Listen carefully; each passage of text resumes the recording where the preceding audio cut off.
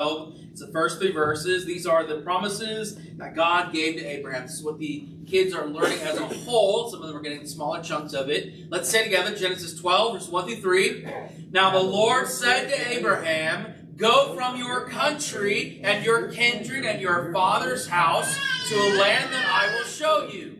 And I will make of you a great nation. And I will bless you and make your name great, so that you will be a blessing. And I will bless those who bless you, and to him who dishonors you I will curse. And all your families of the earth shall be blessed." It's Genesis 12, 1 through 3. Let's go open my Bibles over to Matthew chapter 23 this morning. Matthew chapter 23, as we're discussing this idea of the character of a Pharisee. The character of a Pharisee. This is something that I definitely hear Christians within the Church of Christ get accused of often and regularly, that we can be very pharisaical or very legalistic in mindset and heart. And I really want us to take a good look at what the characteristic is of these kinds of people. Matthew 23 sets up a very, very vivid image for us. This is one of those places where Jesus does not hold back his tongue.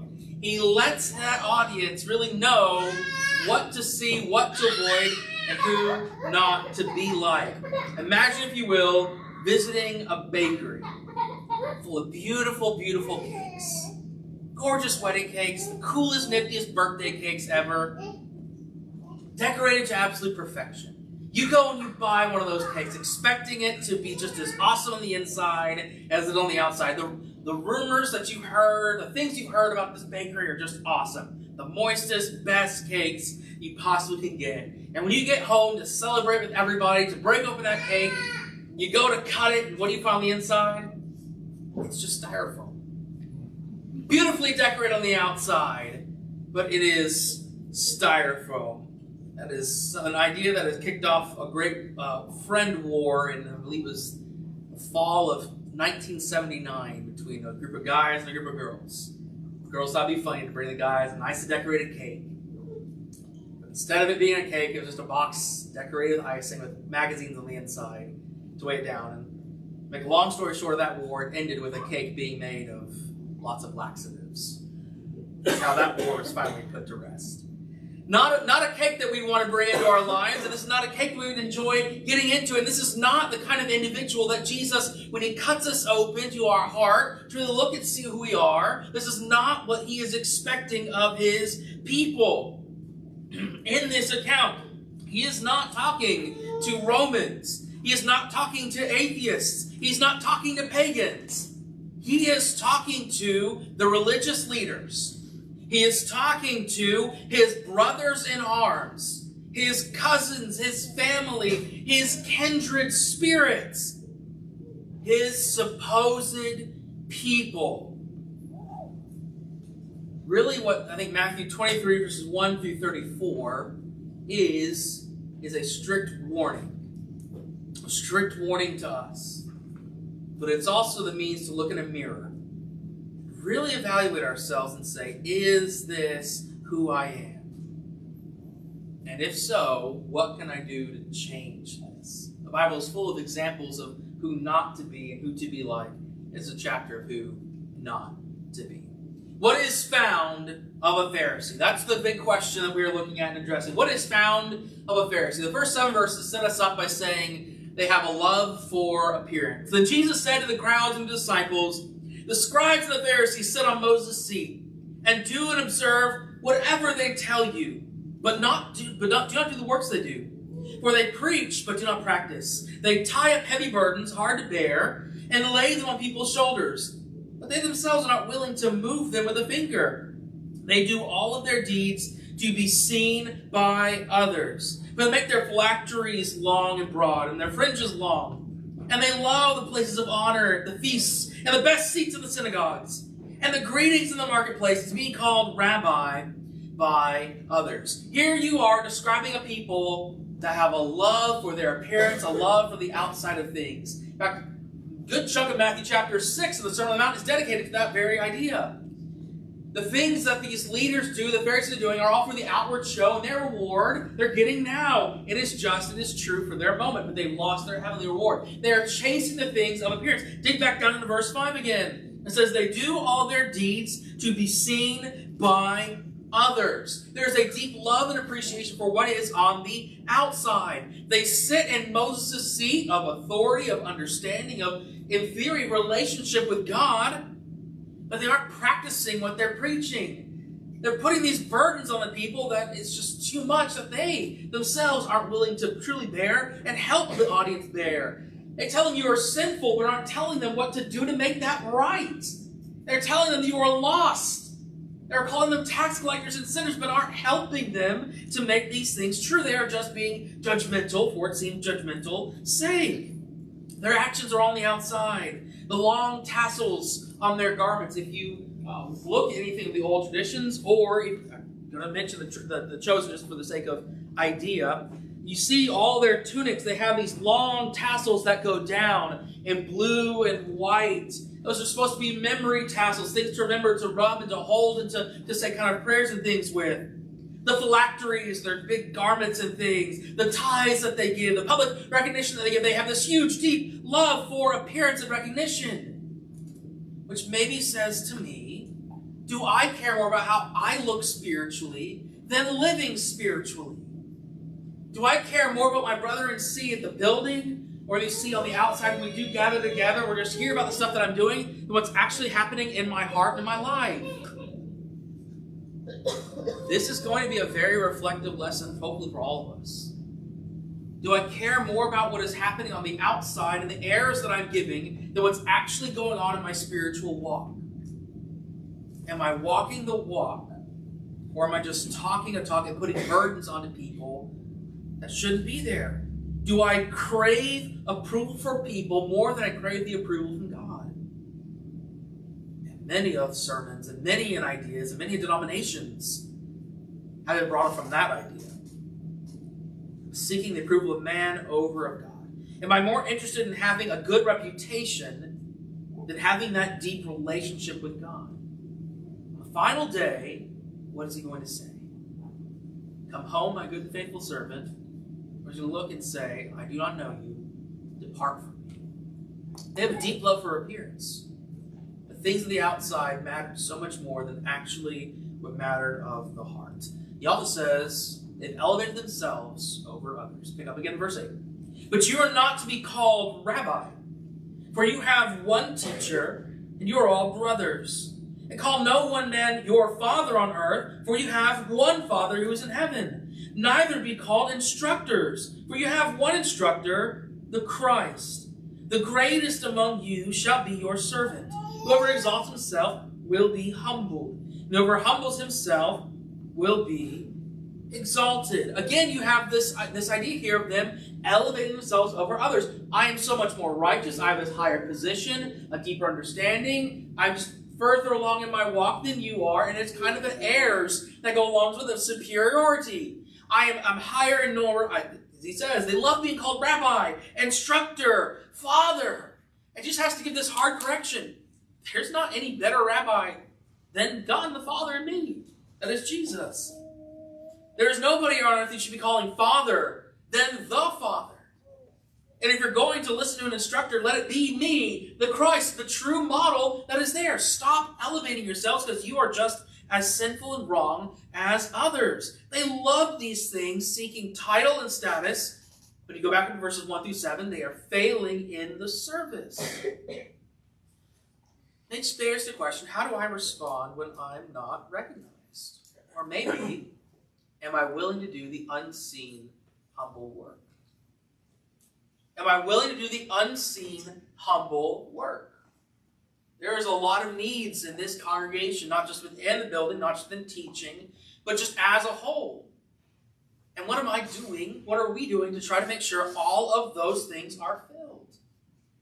I say one of the big unseen things is just regularly checking up on one another.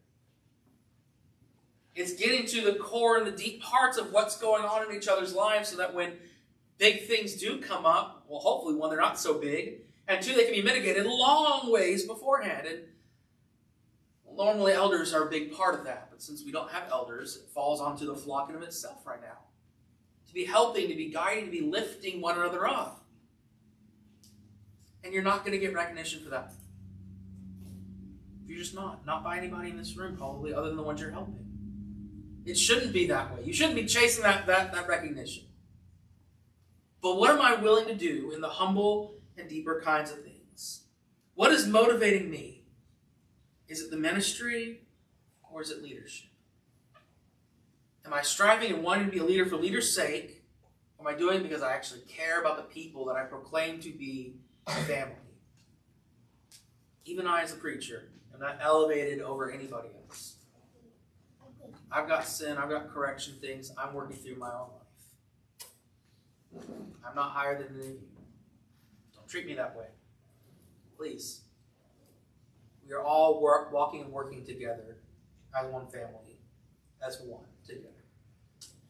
Next up, verse 13 to 15, they are shutting the doors of the kingdom. But woe to you, scribes and Pharisees, hypocrites, for you shut the kingdom of heaven in people's faces.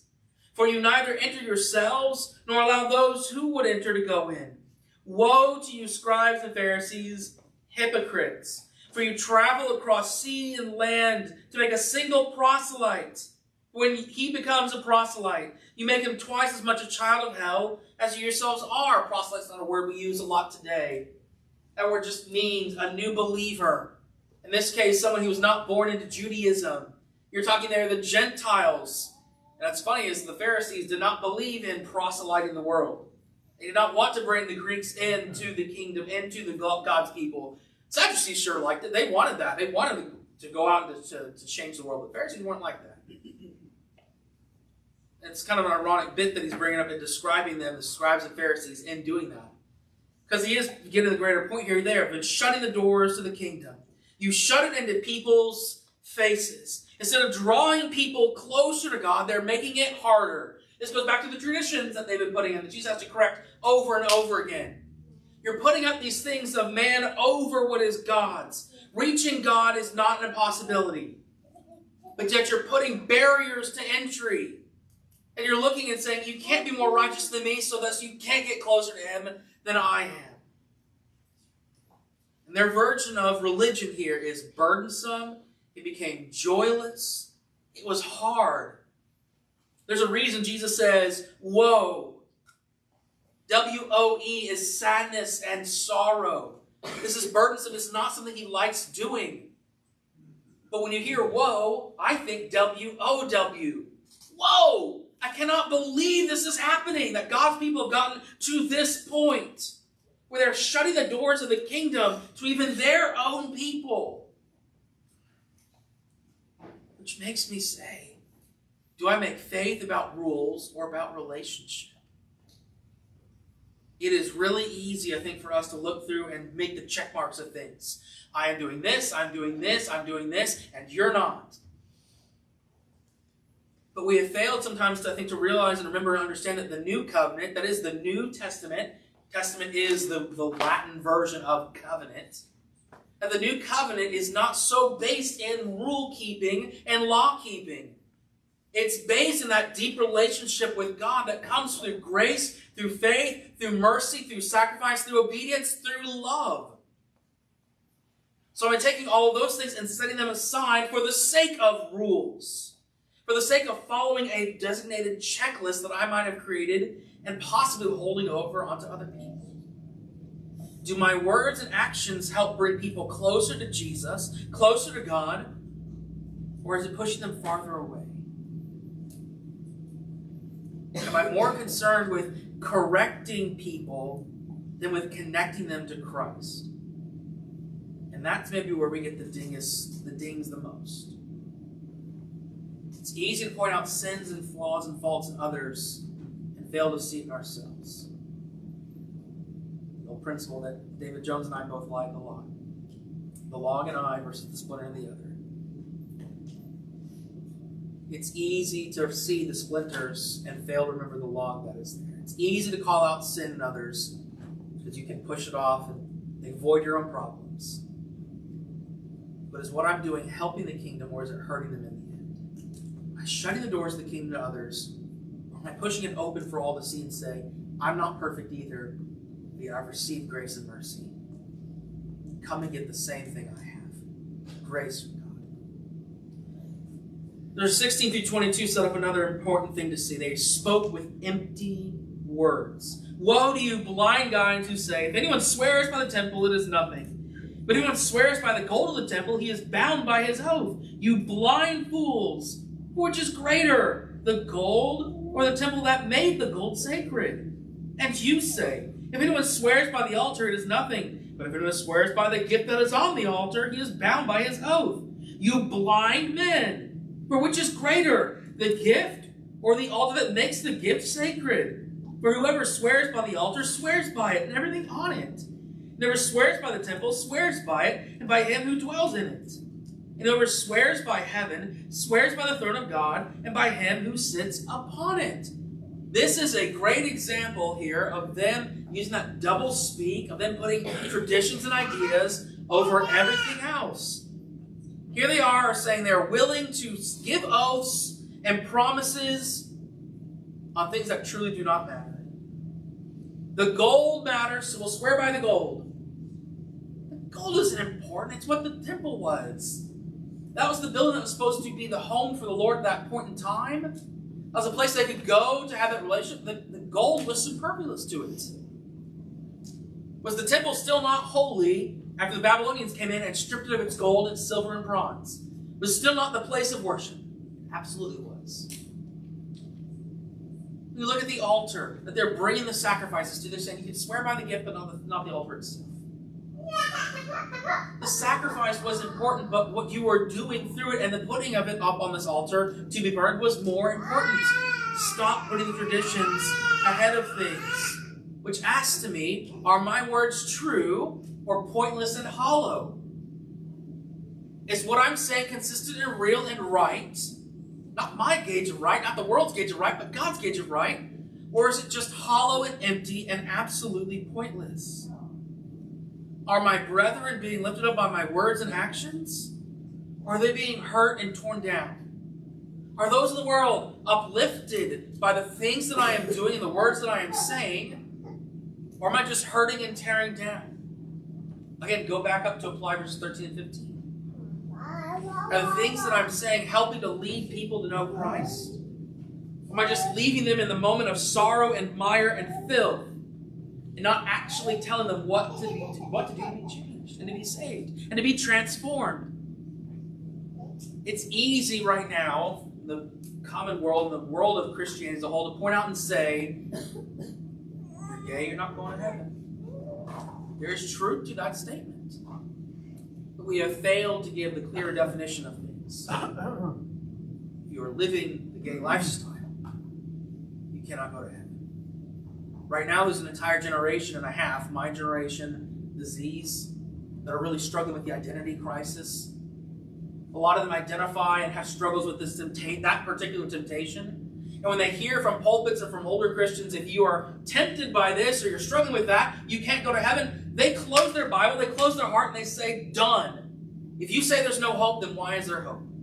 How could there be hope? There has to be compassion and understanding and empathy that comes through with what we are saying. And that goes with any sin. Homosexuality is the easy one to toss out right now because it's a hot button issue still. Are my words true and helpful, or are they pointless and hollow and hurt? That's the big question. They also see the major and the minors. Pick up verse 23. For woe to you, scribes and Pharisees, hypocrites! For you tithe mint and dill and cumin, and have neglected the weightier matters of the law, justice, mercy, and faithfulness. These you ought to have done without neglecting the others. You blind guides, straining out a gnat and swallowing a camel. You're going in and you're doing good things. It was good for them to be tithing and to be so thoughtful about that. That's not a bad thing. But you've neglected the more important things that are there. That's his greater point. They've gotten so legalistic and minute and pointed about these little details, but they've become blind to what truly mattered to God. The law was about justice. The law was about mercy. It was about faithfulness. It was about seeing and understanding what sin was and that they needed to do something different. It outlines for them and for us today what God sees as sin as problematic. And the fact that it separates. But they stopped looking at that and started looking at the minutiae of things. Jesus calls them blind guides who strain gnats and swallow the camel. Straining out the little things and forgetting to take the bigger things that are both still unclean. Which maybe brings down to this: am I dealing with symptoms or the root of my sin? Am I dealing with the symptoms or the root problems of my sin? It's easy for us to look and say, I have this problem, this sinful action, so I can deal with it now. But what's causing it? What's making me decide to do that? What's causing this change in my life to constantly be fighting and struggling with it? Do I argue over small little things, but yet ignore the big sins in my life, maybe like pride or unforgiveness or anger or lust? Am I dealing with the little things, or am I actually dealing with the more important things? Am I more concerned about being right than righteous? Do I obsess over the little routines of life and neglect the heart of matters, and that matters with me? It's easy for us to get very scholarly and understanding and very instructor-wise, and students. We're good students of the Bible. What's the problem with a student? You haven't learned the application. You haven't learned the how-to. A friend who's an engineer, been an engineer for a long, long, long time, he said one of the things that he most enjoys about his job is actually taking college graduates and telling them, forget everything you learned, forget everything you learned in school, and actually get to the ground and start learning this. Because you've learned theory, you've learned processes, but you haven't learned actually how to do the job. Let me teach you how to do the job. By majoring in the minors, we're actually doing what needs to be done. Am I dealing with symptoms or the root of my sin? Because they were dealing with the symptoms and small things. Next, they cleaned the outside, but they did not clean the inside. Verse 25 down. Woe to you, scribes and Pharisees, hypocrites! You clean the outside of the cup and the plate, but inside are full of greed and self-indulgence, you blind Pharisee! First clean the inside of the cup and the plate, and then the outside also may be clean. Woe to you, scribes and Pharisees, hypocrites! For you are like whitewashed tombs, with outward appear beautiful, but within are full of dead people's bones and all uncleanliness. So you also outwardly appear righteous to others, but within are full of hypocrisy and lawlessness. They are like whitewashed tombs. You make them so pretty. What happens when you open up that tomb? What's the smell that comes out? What do you see when you walk in? How would you be in the Jewish time if you were to go in and interact with anything inside that tomb? Unclean, unclean, gross. And that's how he sees them. And these people that are living in self-righteousness, they appeared holy on the outside, but were absolutely dead on the inside. They have this outward religion that masked that inward decay. We know from history these were greedy individuals. This is the 1%ers of their time. They are self-indulgent. Jesus calls them as hypocrites, lawless individuals. They are not worthy of following in deed and action. Things they're teaching from the law was good. Sitting in the seat of Moses, good. What they were actually applying, not good. Which asks, am I willing to let God work on my inner life? Am I actually willing to let God help me in that transformative power? To not be conformed, but be transformed. To really help leave the old man dead in the ground, dead in baptism, and be that new person that is there. Is my heart chasing cleanliness? Or is it chasing the old image of me? Am I confessing my sins regularly to each other, to the Father, to Jesus? Or am I hiding behind the religious activities? That's another one that gets you really quick. Am I real about my problems and my issues with God, or am I just playing that part, being the hypocrite that is there? Two-faced, the actor. And lastly here is they rejected God's messengers. Woe to you, scribes and Pharisees, hypocrites! For you build the tombs of the prophets and decorate the monuments of the righteous, saying, if we had lived in these days of our fathers, we would not have taken part with them in shedding the blood of the prophets. Thus you witness against yourselves that you are sons of those who murder the prophets. Fill up then the measure of your fathers. You serpents, you brood of vipers, how do you escape the sentence, being sentenced to hell? Therefore I send you prophets and wise men and scribes, some of whom you kill and crucify. Some you will flog in your synagogues and persecute from town to town, so that on you may come all the righteous blood shed on earth, the blood of the righteous, Abel to the blood of Zechariah, the son of Beriah, whom you murdered between the censer and the altar. Truly I say to you, all these things will come upon this generation. They honor the dead prophets but reject the living truth. How do I respond when I'm confronted by God's word? When I'm truly confronted with God's word, my heart is pricked, when I have that aha moment or that saddening, heartbreaking moment of where I am at in my walk right now, I think and I believe I'm here, but in reality I'm way back here. Because I haven't been dealing with the roots. I'm not really letting God actually try to help change me. I'm asking for guidance and help, but I'm not taking it. I'm not willing to do the humble things, and I'm failing to be truly spiritual, truly religious and righteous to God. My words and things are just pointless and hollow. When all this comes to the front of mind, how do I respond when it comes out? Am I resisting the conviction and change? Or am I welcoming the correction? Am I willing to be taught even when it's uncomfortable? Am I willing to listen when it hurts? Am I willing to be real when my reality has been shattered?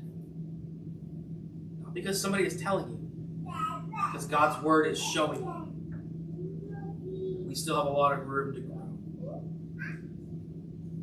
This is what Jesus describes as found in a Pharisee.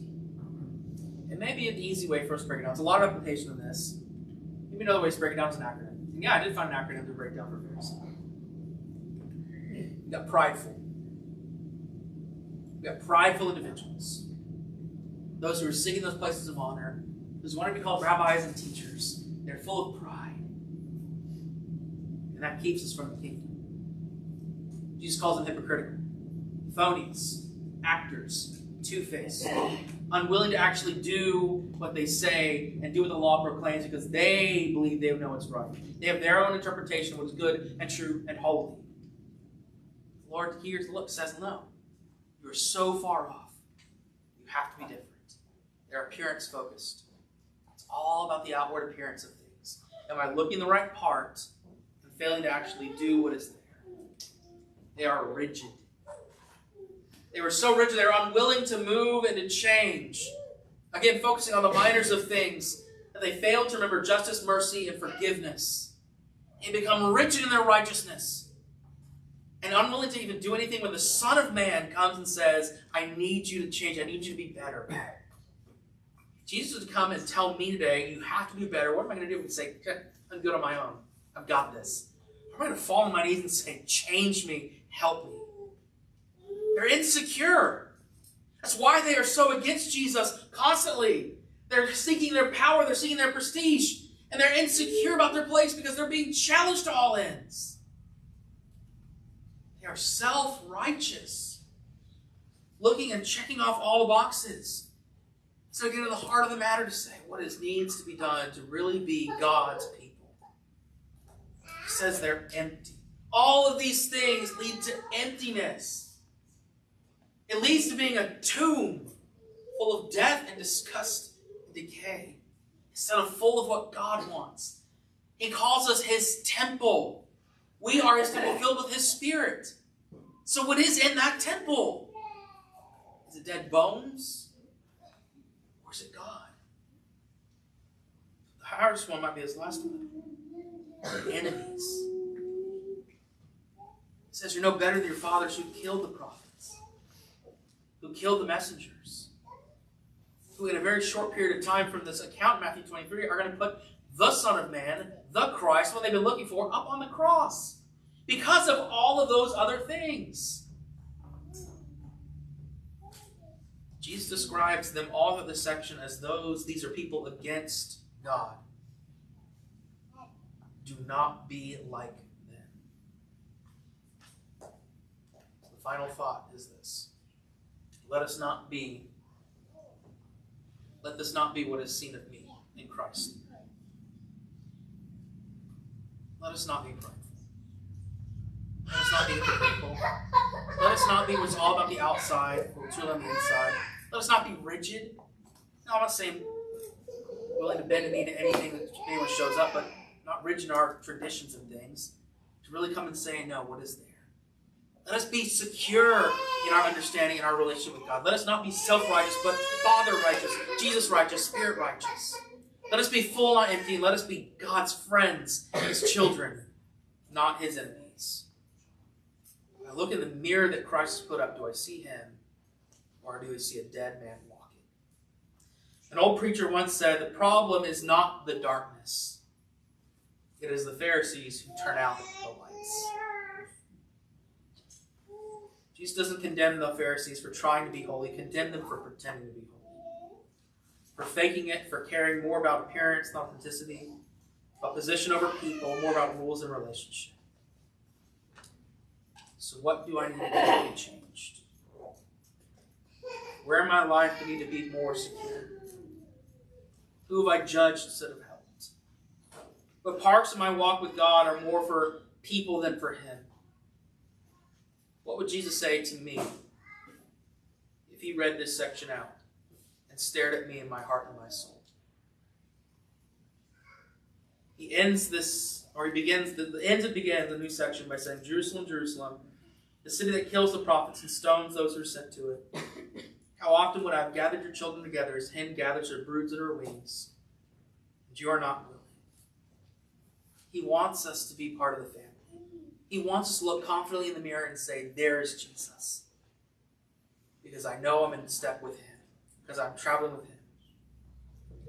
He wants to make us like Him. And not to be like the Pharisee. So can I come to Him as His brother and as a child, instead of as an angry Pharisee? If there's anybody who needs to answer the call for any reason, let's do so now as we stand. As we sing.